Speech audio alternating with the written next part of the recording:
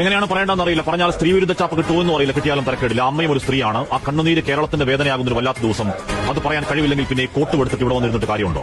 വീടിന്റെ ഉമ്മർ പകാലത്തിൽ അവസാന യാത്രയ്ക്ക് ഒരുങ്ങി കിടന്നവന്റെ ജന്മദിനം ഇന്നലെയായിരുന്നു. പ്രായം കേവലം 42 ഉള്ളൂ. ആ താടി കൂട്ടിക്കെട്ടി വേദനയില്ലാത്ത മുഖത്തേക്ക് നോക്കി മുത്തേ നിന്റെ മുഖമൊക്കെ മാറിപ്പോയല്ലോടാ മോനെ എന്ന് വേദനിക്കുന്ന ഒരു പെറ്റവയറിന്റെ വേദന കണ്ടു നിൽക്കാവുന്നതാണോ? ലോകത്തിലെ ഏറ്റവും വലിയ വേദനയുടെ പേര് അമ്മയുടെ പുത്രദുഃഖമെന്നാണ്.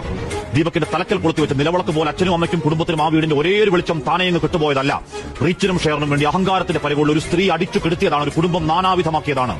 അങ്ങേയറ്റം വേദന ഉണ്ടാക്കുന്ന ഒരു ആത്മഹത്യയിലേക്ക് ചാടി വീണ് അവിടെ രാഷ്ട്രീയവും മതവും ചികഞ്ഞ് 10 വോട്ടിനുള്ള സ്കോപ്പുണ്ടോ എന്ന് നോക്കുന്നവരുണ്ട്. ചെറുനക്കുന്ന ചെന്നായി അത്രക്കാരെ വിട്ടേക്ക്. ഇവിടെ പ്രശ്നം അതല്ല. അക്കാലം അത്രയും എല്ലാവരും നല്ലത് മാത്രം പറഞ്ഞൊരാൾ രാവന്തിയോളം കഷ്ടപ്പെട്ട് അധ്വാനിച്ച് കുടുംബത്തിന് വേണ്ടി ജീവിച്ചൊരുത്തനെ സോഷ്യൽ മീഡിയ കമ്പോളത്തിന് വേണ്ടി സൈബർ ആൾക്കൂട്ടക്കൊലയിൽ തൂക്കിവിറ്റ് കഴിവേറ്റിയതാണ്. നവീൻ ബാബുവിന്റെ കാര്യത്തിൽ എപ്പോഴും പറഞ്ഞതുപോലെ മരിച്ചുപോയവർക്ക് വേണ്ടി ആഞ്ഞുവാദിക്കൽ ഉത്തരവാദിത്തമെന്ന ബോധ്യത്തിൽ മാത്രമല്ല, വീഡിയോ പലയാവർത്തി കണ്ട ബോധ്യത്തിൽ പറയുന്നു. ആ യുവാവ് 110% നിരപരാധി. ഭാരമുള്ളൊരു ഭാവി ഉയർത്തുമ്പോൾ അറിയാതെ പറ്റിയത് റീച്ചിന് പറ്റിയ ഒരു കോപ്പ് കിട്ടിയ ആനന്ദത്തിൽ ചിരിച്ചുകൊണ്ട് ലൈംഗികാതിക്രമം പകർത്തുന്ന ആരോട് പറയാനാണ്? ആദ്യമായിട്ടൊരു വീഡിയോ എറിച്ചില്ല, പിന്നെ ആ സ്ലോ മോഷൻ പല ആംഗിൾ എഡിറ്റ് ചെയ്ത് സാരോപദേശം തള്ളിക്കേറ്റിയ വീഡിയോ ഇന്നലെ അപ്പോൾ 27 ലക്ഷം പേര് കണ്ടെങ്കിൽ ഒരുത്തനെ പച്ചയ്ക്ക് വെട്ടിക്ക് ഇറച്ചി കഷ്ണം വിൽപ്പനയ്ക്ക് വെച്ചതിന്റെ കൂലിയാണ്. കഷായം ഗ്രീഷ്മയ്ക്കും കൂടത്തായി ജോലിക്കും വേണ്ടി വാദിച്ചവർ ഇവിടെയും ഒരു ഹാഷ്ടാഗ് അവൾക്കൊപ്പം ഉണ്ടാക്കി ഇറങ്ങുന്നുണ്ട്. സ്ത്രീപക്ഷ കാപട്യങ്ങളെ നാണമുണ്ടോ? കോൾ ഔട്ട് എന്നും പറഞ്ഞ് യഥാർത്ഥ പരാതികളെയും തുലക്കലാണ് നിങ്ങളുടെ പണി.